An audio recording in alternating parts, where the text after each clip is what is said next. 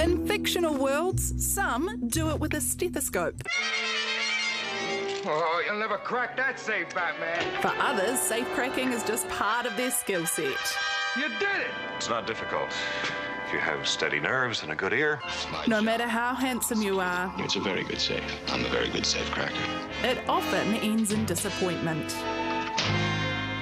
Imagine that. There was that time Al Capone's secret vault was opened on live TV in 1986. What, if anything, that vault contains, we don't know. The mystery is going to be solved tonight. Spoiler, they didn't find anything.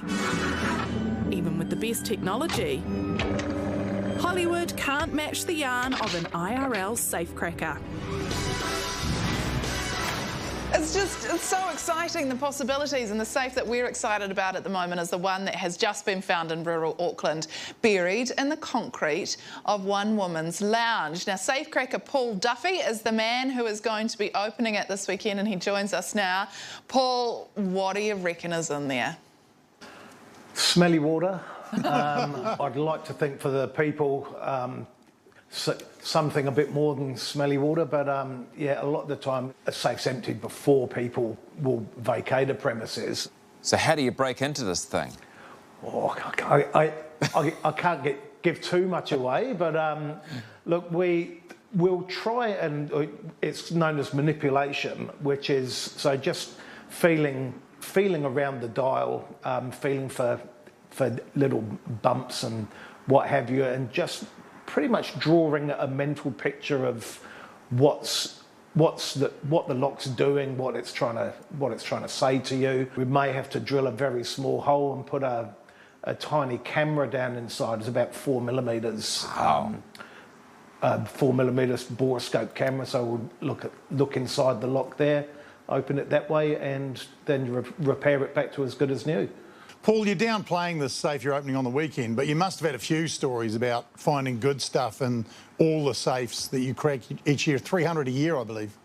We've did a large number of safe deposit locks about 15 years ago when the bank was changing ownership of the safe deposit business. So we had to open that with cameras, with people from the bank, with people like an independent, like a JP, and you got to see what was inside those because everything had to be noted, and there was like obscene amounts of money coming out of these old, what are called delinquent boxes, so where they've tried for years to get hold of the owner of the box, but they're nowhere to be found. What, cash, gold bars, what?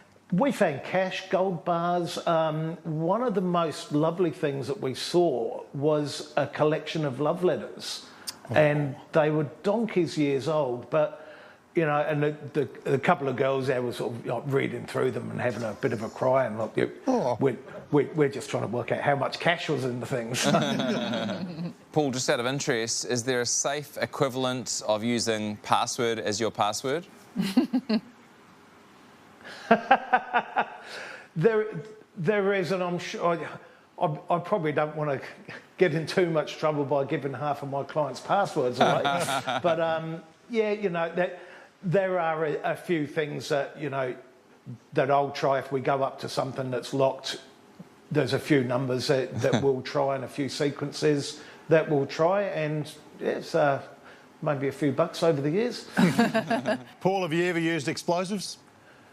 No, unfortunately not. Unfortunately. I wouldn't use them on the safe, but I think I've had a few clients over the years that I'd be tempted to use them on. Paul, great stories. Thanks so much, and good luck with this safe on Saturday. Thank you very much indeed.